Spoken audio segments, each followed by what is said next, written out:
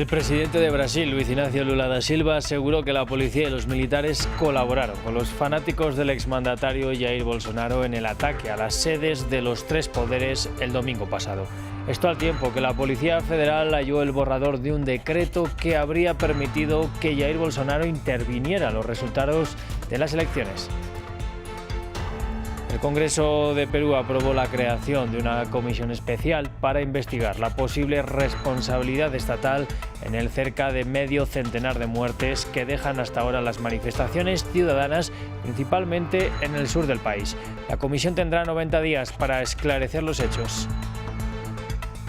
En su presentación de memoria y cuenta ante el Congreso venezolano el informe de su gestión de 2022, Nicolás Maduro pidió a Estados Unidos la retirada de las sanciones económicas y destacó que pese a ellas la economía venezolana creció. Ampliamos desde Caracas. Bienvenidos al nuevo informativo de France 24 dedicado a las principales noticias del continente americano. Mi nombre es Rodrigo Sedano y es un gusto acompañarlos.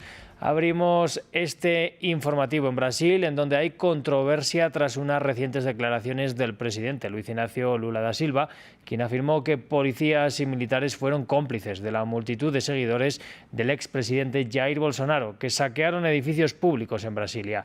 El mandatario señaló que la policía no impidió las manifestaciones y desmanes. Veamos el informe de Amal Benotman.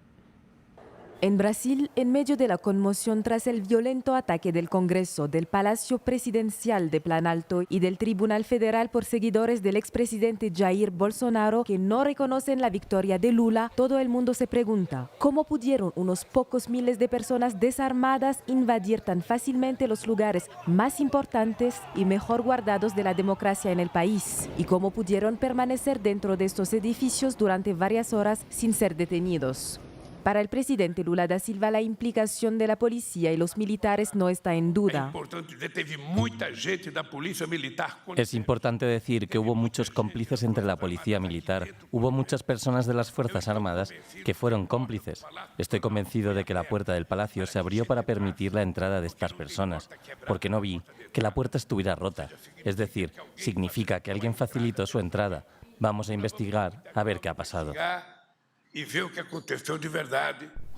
La responsabilidad de los hechos podría ser difícil de establecer, ya que la estructura policial brasileña es compleja. La Policía Federal recibe órdenes del gobierno nacional, mientras que la policía militar encargada de mantener el orden público está bajo el mando de los gobernadores de los 27 estados de la Federación. Es esta última y en particular la Policía Militar del Distrito Federal de Brasilia la que está ahora en el centro de las críticas. Esta entidad conocía los riesgos de una invasión.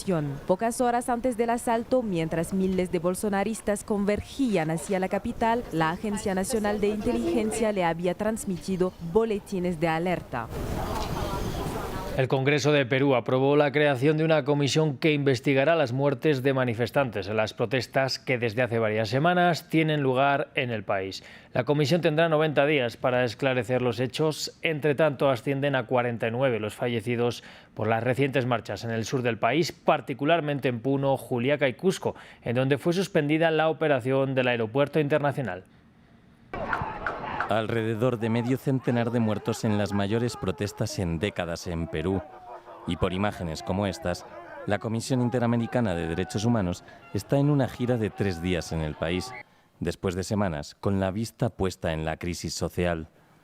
La comisión fue a recoger testimonios de víctimas en Juliaca, donde el lunes murieron 18 personas en la jornada más sangrienta de las protestas. Pero también fueron hasta Arequipa, Ica y Lima. En la capital, la presidenta Dina Boluarte recibió a Estuardo Ralón, primer vicepresidente de la Comisión Interamericana de Derechos Humanos, y al comisionado Joel Hernández, que encabezan la delegación. Contra la presidenta hay un gran malestar social por la gestión de la crisis y las acusaciones de violación de derechos humanos de la policía. Luego de un intento de golpe de Estado del expresidente Pedro Castillo, no pensé que iba a haber tremenda violencia a nivel nacional. Teníamos que tomar medidas necesarias para salvaguardar la vida y la tranquilidad de los 33 millones de peruanos y peruanas. La comisión dará una conferencia de prensa el viernes para compartir sus conclusiones, siguiendo su mandato de garantizar la defensa de los derechos humanos. La CIDH es un órgano principal y autónomo de la Organización de los Estados Americanos, aunque su mandato surge de este organismo. Precisamente una misión de alto nivel de la OEA ya había visitado Perú entre el 20 y 23 de noviembre, en la que recomendó una tregua política y diálogo. Esta había visitado Perú a petición del derrocado presidente Pedro Castillo, en prisión preventiva desde el 7 de diciembre, tras disolver el Congreso que iba a reunirse para votar su destitución en medio de señalamientos de corrupción. Desde su encarcelación, manifestantes y partidarios de Castillo han estado exigiendo la renuncia de Boluarte, el cierre del Congreso, el adelanto de elecciones a 2023 y una asamblea constituyente. En Venezuela tuvo lugar la presentación de memoria y cuenta del presidente Nicolás Maduro ante el Congreso, es decir, el informe de su gestión del año 2022. En él pidió al gobierno de Estados Unidos la retirada de las sanciones que afirmó redujeron en un 99% los ingresos por el petróleo. Pese a ello, Maduro destacó el crecimiento de la economía. Nuestra corresponsal en Caracas, Daniela Zambrano, nos ampliaba anteriormente. Durante su presentación de memoria y cuenta ante el Parlamento, Nicolás Maduro pidió una vez más a Joe Biden levantar todas las sanciones que pesan contra Venezuela. Las calificó de criminales. Dijo que eran más de 927, que el 42% afectaba a organismos gubernamentales, el 18% a la industria petrolera y el 17% a la economía y finanzas del país, impidiéndole además acceder a unos 20.000 millones de dólares en el exterior y al oro depositado en los bancos de Inglaterra. Calificó además de ridículo y risible el reciente apoyo que ofreció el gobierno británico al Parlamento venezolano electo en el año 2015 de mayoría opositora por desconocer las últimas elecciones legislativas. Maduro dijo además que las sanciones provocaron la caída del 99% de los ingresos petroleros en Venezuela, pero que sin embargo el Producto Interno Bruto tuvo un crecimiento del 15%.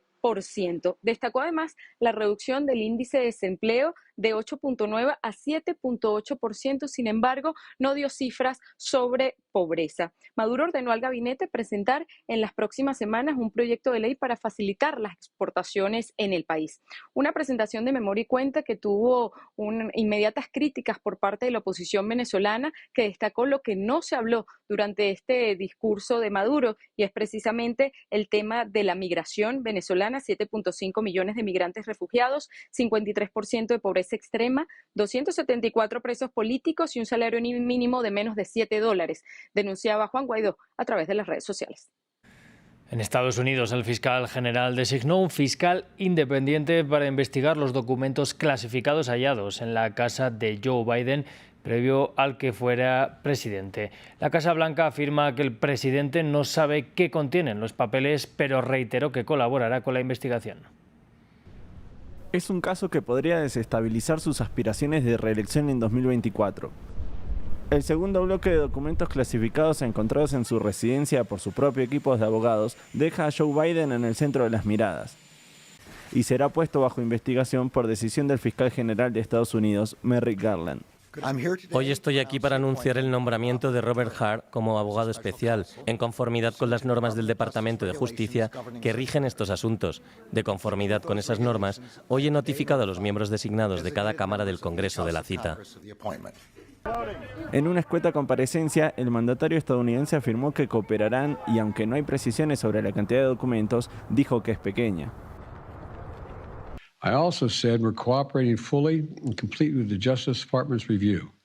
As part of that process, estamos cooperando total y completamente con la revisión del Departamento de Justicia. Como parte de este proceso, mis abogados revisaron otros lugares donde se almacenaron documentos de mi tiempo como vicepresidente y terminaron la revisión anoche. Descubrieron una pequeña cantidad de documentos clasificados de marcas y áreas de almacenamiento en archivadores en mi casa y en mi biblioteca personal. Esto dio lugar a las críticas de los republicanos, quienes comparan la situación de Biden con la de Donald Trump. Sin embargo, hay profundas diferencias entre un caso y el otro. Al momento, solo son 10 los documentos que estaban en posesión de Biden, mientras que Trump albergó 325 en su casa de Florida. Además, el expresidente se resistió a entregarlos a la justicia, algo que no sucedió con el demócrata. Y en el caso de Biden, los papeles hallados no coinciden con su periodo como presidente. Hasta aquí las noticias, sigan conectados.